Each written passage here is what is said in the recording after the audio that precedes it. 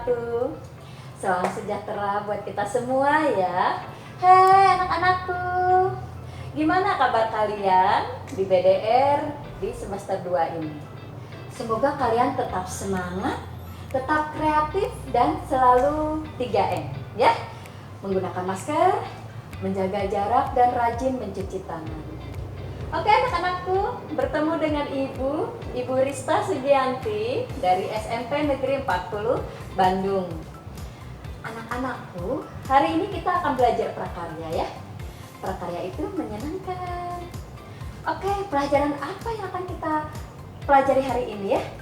Ya, betul, kita akan belajar pelajaran kelas 9, yaitu teknik atau membuat produk olahan dari bahan pangan, perikanan, dan peternakan.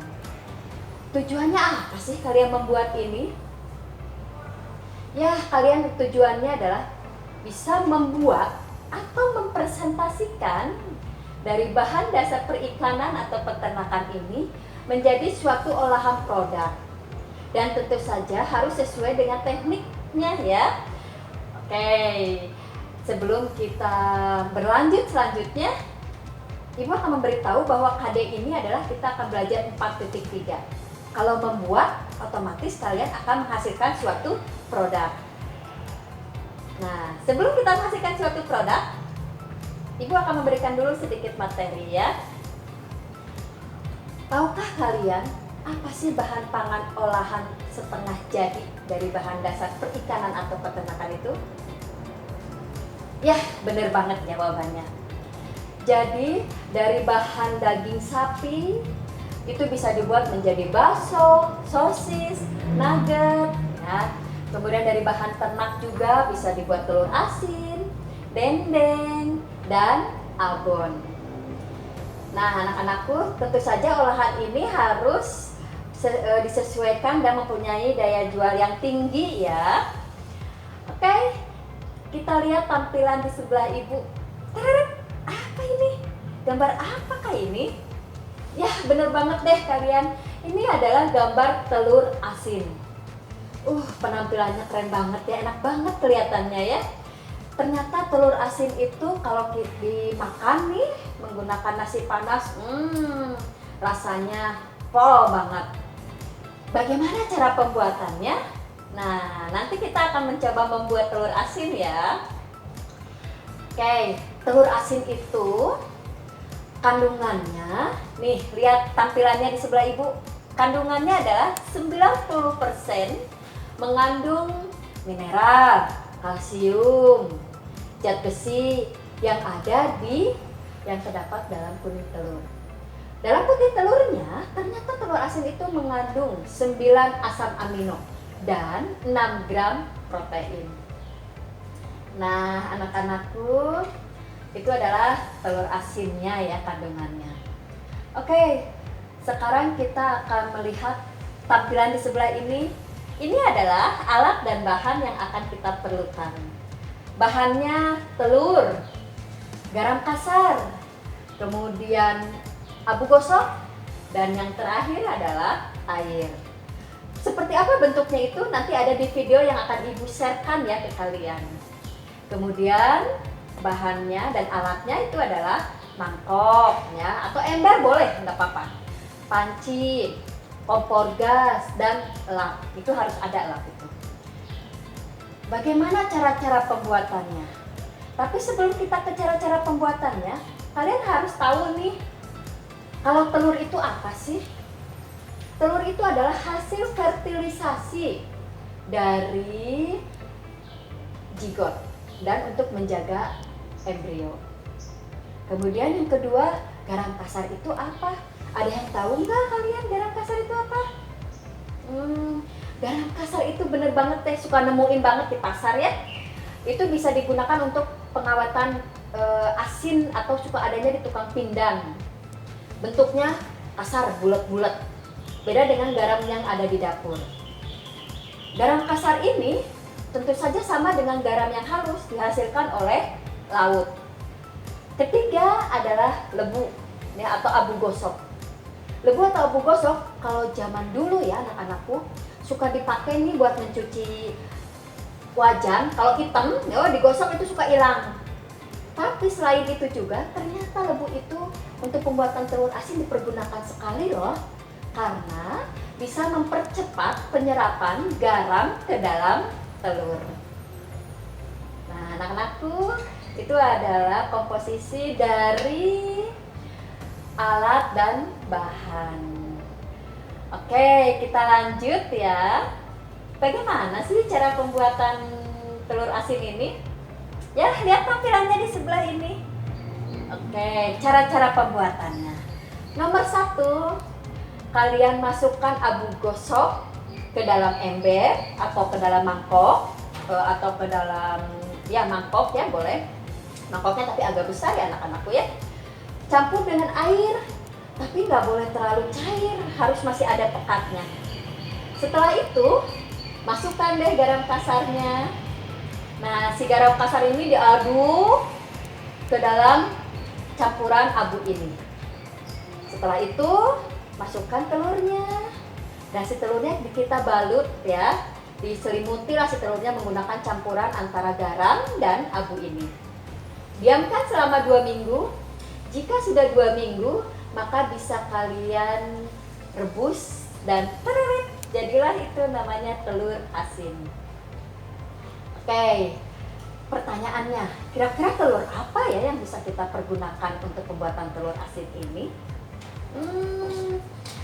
SMP Negeri 40 pernah membuat telur asin loh, ya. Nah, kami membuat telur asin dari telur ayam biasa. Kemudian kita ada juga sih yang membuat telur bebek. Kenapa sih kok kita menggunakannya telur ayam biasa? Karena kita ingin mencoba kira-kira kalau telur ayam biasa bisa nggak ya dijadikan telur asin. Kemudian telur bebek waktu itu harganya sangat mahal, jadi kami mencoba menggunakan telur ayam biasa. Nah, perbedaannya telur ayam dengan telur bebek. Telur ayam itu si kulit cangkangnya lebih tipis ya dibandingkan telur bebek. Kalau di telur bebek itu harus diamplas, tapi kalau di telur ayam nggak usah diamplas, karena dia cepat meresapnya si garamnya ya. Tapi kami juga mencoba nih menggunakan telur puyuh loh. Telur puyuh itu yang kecil-kecil, ternyata pas dibuatkan telur asin enak rasanya. Nah, ini jawabannya untuk pertanyaan ibu loh, makanya dengarkan betul-betul. Oke anak-anakku, kalian pasti sudah tidak sabar ya, ingin menunggu kira-kira gimana sih cara bikin telur asin. Nah, ini adalah video yang akan ibu sharekan ke kalian perhatikan. Dan ini adalah hasil kami ya, anak-anak SMP Negeri 40 Bandung, kelas 9 tahun kemarin. Kami semua praktek pembuatan telur asin. Oke anak-anakku, selamat menyaksikan.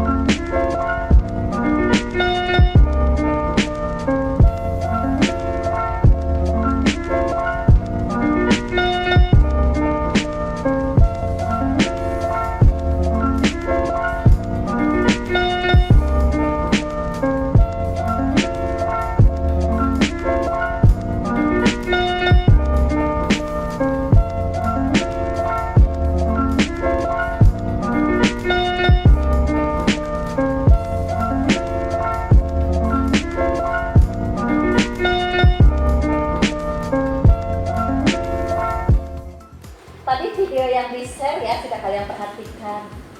Gampang ya ternyata membuat telur asin itu. Dan perlu kalian ketahui loh, kami terutama anak-anak kelas 9 sampai bicara begini. Ibu-ibu, ternyata gampang ya bikin telur asin itu.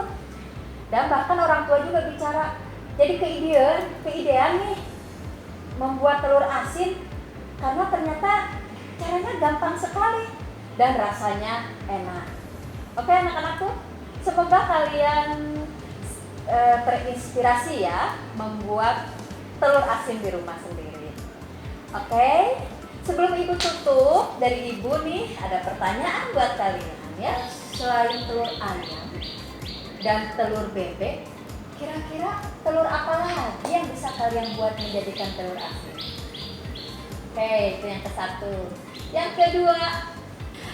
kedua adalah kira-kira selain telur asin, produk apa yang bisa kalian hasilkan dari bahan dasar ikan atau bahan dasar ternak? Dan jawabannya itu ada di buku paket loh, kelas 9 di semester 2. Oke anak-anakku, itu pelajaran kita hari ini ya. Proses pembuatan telur asin, hasil dari pengolahan bahan pangan setengah jadi, peternakan dan perikanan. Oke anak-anakku, sekian dari ibu. Wabillahi taufiq wal hidayah. Wassalamualaikum warahmatullahi wabarakatuh. Tetap semangat, tetap kreatif.